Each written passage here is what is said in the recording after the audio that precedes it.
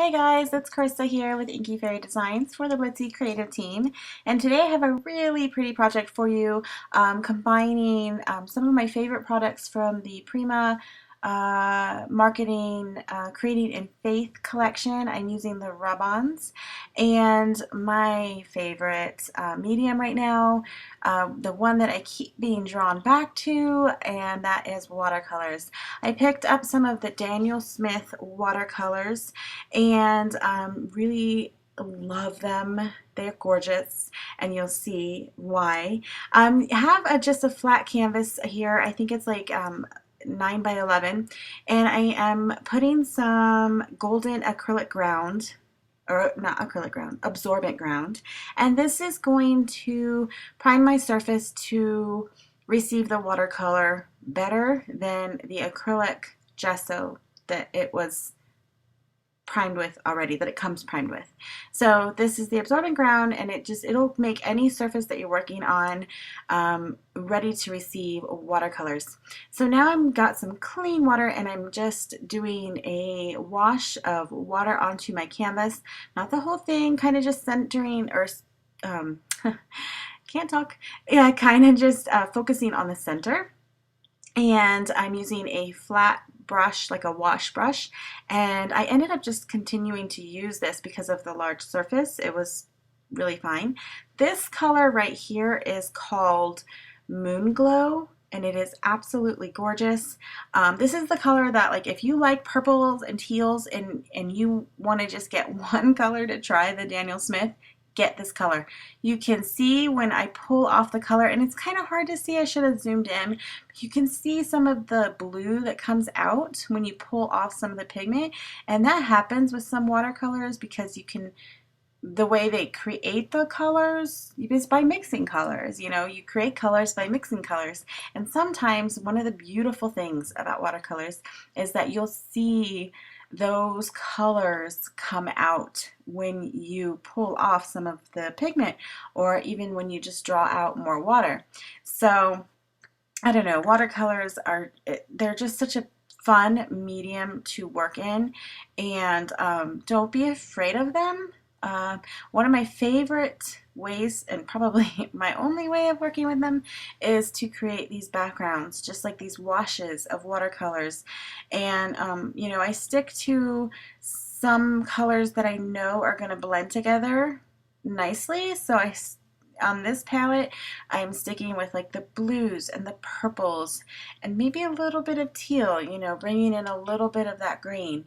But mostly, you know, here I am pulling in some of this darker blue with that moon glow, and I'll have all of the colors listed in the description below, as well as the Blitzy blog.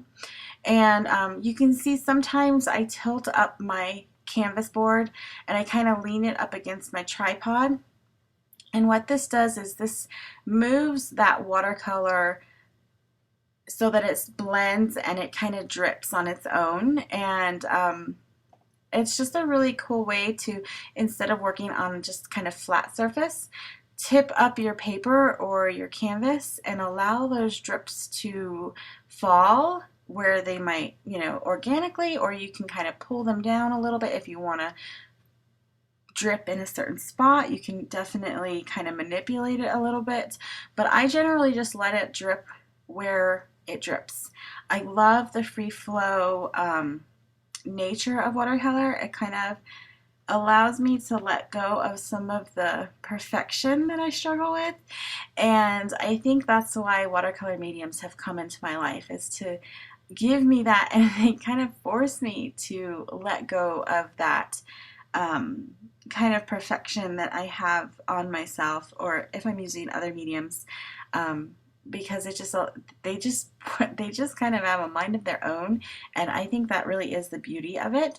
You can certainly work the medium much more than I do and create different things with the watercolors, but this is just my favorite way of using them, is to create these really loose flowing backgrounds. And so yeah, I'm just playing with a few. I think I have 3 colors, maybe 4, different colors that I'm pulling off of my palette, and those are, I just have like this simple plastic palette because the Daniel Smith watercolors that I'm working with they come in the tube, and so I just, you know, squeeze out some of that color, and so this palette will just be those colors. So you can work with them, you know, like that. And so I'm just bringing in some more of that purple, and you can see, you know, they blend into each other really nicely, and because I did use colors that play together well, we're not getting any of the mud that we might get if we were using like warms and cool colors, which you can do. You just have to kind of be a little bit more careful, and I am not that comfortable mixing those colors yet, but that's why we play, and that's why we experiment.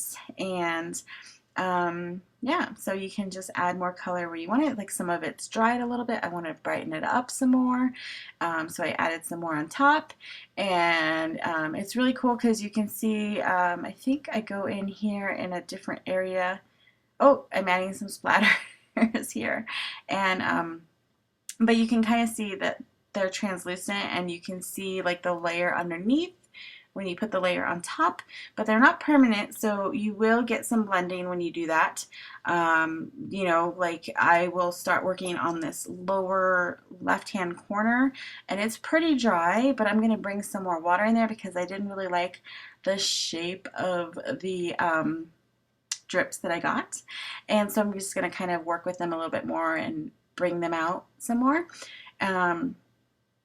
So yeah, you can kind of see, here you go, or here I'm going right here, and you know, I can wet it, and you saw I used my dry paper towel and I picked up that pigment, so you can definitely rework it to, you know, once it's dry. So it's a typical, I guess I would say typical watercolor, because I have worked with like permanent watercolors before. This is definitely more of your typical watercolor. I'm no professional. I've never taken classes on watercolors per se. I just kind of see what I like and play with what I like, and I, you know, heard about the Daniel Smith watercolors, and I really wanted to play with them. They are more of an investment. They are more of a fine art price point, if you want to say. So definitely play with maybe what you have already watercolor wise and see if you really like it. You know, I already knew that I really like watercolors, and I wanted to kind of branch out and step and see how these work. So now I'm just taking some of the Dilutions white linen spray, and I'm taking it out of the bottle and adding some drips and some splatters because I really like that. And now we're going to add this quote, this scripture. It's a rub-on, it's a gold rub-on. It looks so pretty on so many different surfaces. There are 2 sizes that come, I believe, or maybe 3, I think 2. Like there's a large pack and then there's a smaller pack, and this is from the large pack of the gold, and it's really pretty. So it looks like you know, your foil, your gold foil, but it's a rub-on. And so I just burnished it on really good, kind of carefully removing that release paper, and just very slowly so that I can see where I didn't quite rub in the right area, and I can take my little popsicle stick, which it does come with, and rub in that area and make sure that it's all down before I rip it off. And then I actually put it all down once I know it's all, and I will burnish it a little bit more using the full side of the popsicle stick. And I'm just kind of burnishing on very carefully, making sure that it's all nice and on there. And this actually rub-on adheres really nicely to canvas. So there it is. You can see it's really pretty. I love how it turned out. Let's see. And you can see the full canvas.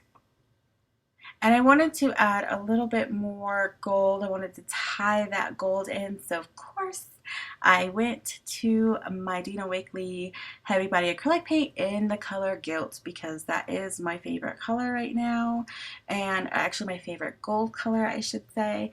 And I actually just went around with my finger and framed it just lightly, not being particular, not being perfect, just kind of, I guess you could say, distressing the edge a little bit, but just framing it a bit with that gold color. And that pretty much finishes up the canvas, I think. I'm going to go ahead and give you some close-ups here. You can see that really pretty gold color. And I just love how it turned out. This is such a fast, easy project. These would make great gifts. You know, just make some backgrounds. You don't even have to do it on a canvas. You could pull out some watercolor paper and frame it, put it in a really nice frame after you add the rub-on. And it's just super quick and easy. And I think it's fun to make these watercolor backgrounds. So give it a try. If you've been wanting to try watercolors, pull out what you have, do some beautiful washes with your watercolors, and add a rub-on quote on top. I think you'll really enjoy that. For more ideas and inspiration, be sure to follow Blitzy on Facebook, Instagram, and blitzy.com. See you next time.